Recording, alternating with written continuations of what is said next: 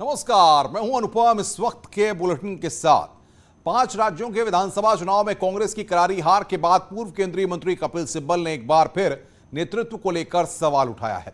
उन्होंने कांग्रेस के खराब प्रदर्शन को लेकर गांधी परिवार पर अब तक का सबसे बड़ा हमला बोला है। आपको बता दें कि हाल ही में 5 राज्यों उत्तर प्रदेश, उत्तराखंड, पंजाब, गोवा और मणिपुर में कांग्रेस को करारी हार मिली है, जिसके बाद हार पर मंथन और कलह दोनों जारी है। 5 राज्यों में कांग्रेस को मिली करारी हार पर मंथन के लिए कांग्रेस कार्य समिति ने बैठक भी बुलाई। इसमें तय हुआ है कि सोनिया गांधी कांग्रेस पार्टी अध्यक्ष बनी रहेंगी। इसे लेकर अब कांग्रेस के वरिष्ठ नेता संदीप दीक्षित ने भी मोर्चा खोल दिया है। उनका कहना है कि चिंतन शिविर और सीडब्ल्यूसी से कुछ नहीं होता है, पार्टी में कोई संवाद नहीं होता।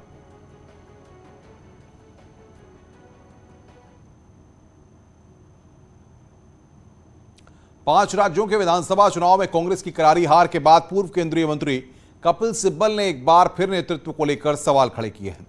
उन्होंने कांग्रेस के खराब प्रदर्शन को लेकर गांधी परिवार पर अब तक का सबसे बड़ा हमला किया। एक अखबार को दिए इंटरव्यू में सिब्बल ने गांधी परिवार को नेतृत्व छोड़ने के लिए कहा है और किसी अन्य नेता को लीडरशिप देने की मांग की है। कपिल सिब्बल ने गांधी परिवार पर हमला बोलते हुए कहा है कि अब वक्त आ गया है कि घर की कांग्रेस की जगह सबकी कांग्रेस हो। उन्होंने कहा कि इस बार के परिणामों से अंदाजा पहले से था। हम 2014 से लगातार नीचे की ओर जा रहे हैं। हमने राज्य दर राज्य खोया है। जहां हम सफल हुए वहां भी हम अपने कार्यकर्ता को एक साथ नहीं रख पाए। इस बीच कांग्रेस से बड़े नेताओं का पलायन हुआ है। जिनमें नेतृत्व का भरोसा था वो कांग्रेस से दूर जा रहे थे।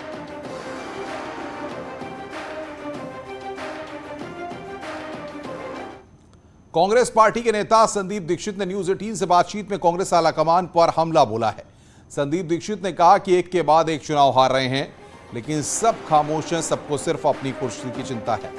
लीडरशिप अहंकार से भरी हुई है। संदीप दीक्षित ने साफ किया कि चिंतन शिविर और सीडब्ल्यूसी से कुछ नहीं होता, पार्टी में कोई संवाद नहीं। हमारे साथ कांग्रेस के वरिष्ठ नेता संदीप दीक्षित, उनसे बात करते हैं। सर, 5 राज्यों में जिस तरह कांग्रेस की करारी हार हुई, उसके बाद कांग्रेस वर्किंग कमेटी की बैठक बुलाई गई। उसमें तय किया गया कि आने वाले दिनों में एक चिंतन शिविर होगा, जो कि संसद सत्र खत्म होने के बाद होगा। इसे कैसे देखते सर? नहीं, देखिए, मुझे इस समय किसी ऐसी बड़ी चर्चा पर कम भरोसा है, क्योंकि जो एक प्रवृत्ति देखी जा रही है कुछ दिनों से, वो ये है कि तमाम चर्चाओं को भावुकताओं से, इमोशनल मैसेजेस से पहले से बात कर एकदम बिल्कुल एक तरीके से साउंडिंग बोर्ड बना दिया, मतलब साउंडिंग बोर्ड नहीं बना के बल्कि एक इको चेम्बर बना दिया जाता कि वही बातें कही जाएं। और क्योंकि देखिए, राजनीतिक पार्टी के अंदर की कमजोरियों के बारे में जब इंसान बात करता है तो मुद्दों की भी बात करता है और चेहरों की भी बात करता है।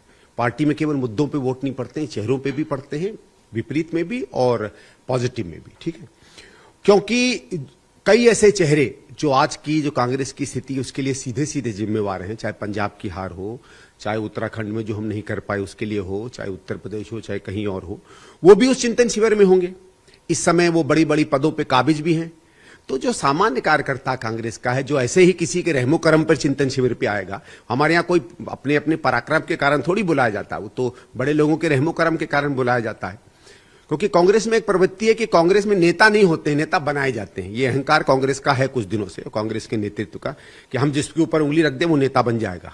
वो एक जमाना था, क्योंकि कांग्रेस की विचारधारा में लोगों को अटूट विश्वास था। अब क्योंकि उसमें थोड़ी सी कमजोरी हुई है तो उस तरह नेतृत्व बनता नहीं है, तो उस तरह के लोग आएंगे।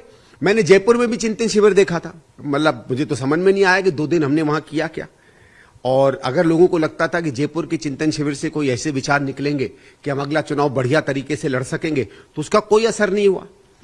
हां, यह है, अगर आप सीरियस हैं, ठीक है, तो उन सीरियस लोगों के बारे में कोई चुनाव प्रबंधन अच्छे से देखता है, जिसके अनुभव राज्य सरकारों को रहे हैं, कोई पब्लिसिटी देख सकता है, कोई हमारे राज्य सरकारों को बेहतर की तरीके से कैसे प्रेजेंट करे वो बात आ सकती है।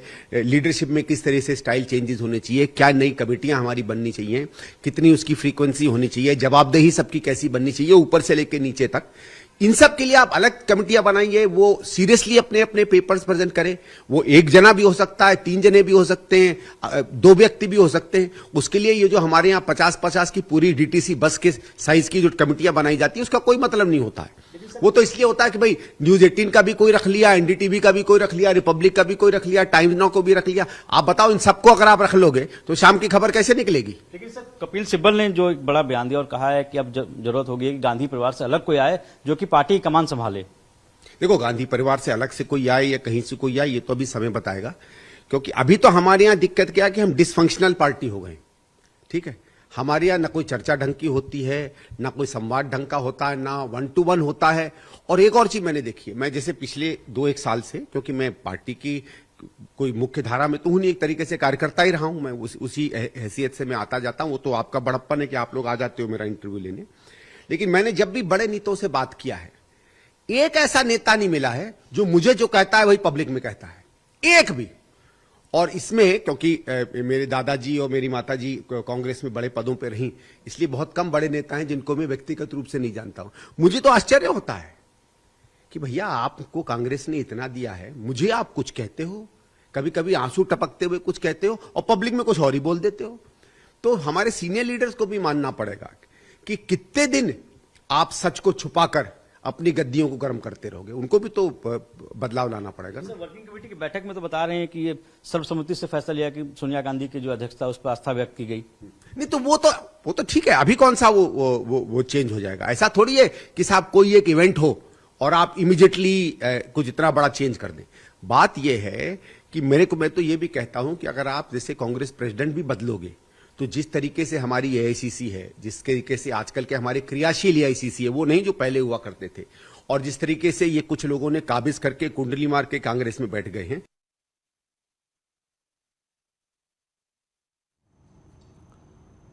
वहीं से लेकर भारतीय जनता पार्टी का कहना है कि कांग्रेस को आत्ममंथन की जरूरत है, उसे जमीनी स्तर पर लोगों से जुड़ना होगा, तभी जनाधार बन सकेगा। बिल्कुल साहब, ये परिवारवाद जो चल रहा था कांग्रेस में, इसी कारण तो उनकी ये हालत हुई है, नंबर 1। और नंबर 2 उनकी ये हालत हुई है इस कारण क्योंकि वो सोच रहे थे कि वोट बैंक की राजनीति के सहारे ही वो निकल जाएंगे। वो सब उनको जानना चाहिए कि अगर वो वोट बैंक की राजनीति करेंगे तो समय आ गया नहीं, समय उस बात को स्वीकार कर रहा है। कांग्रेस का वंशवाद समाप्त हो चुका है, और जो बचा कुचा चिंगारी है, अब कांग्रेस के नेताओं को उस वंशवाद से छुट्टी ले लेना चाहिए। खबरें और भी हैं, फिलहाल एक ब्रेक के लिए, ब्रेक के बाद जल्द हाजिर होते हैं।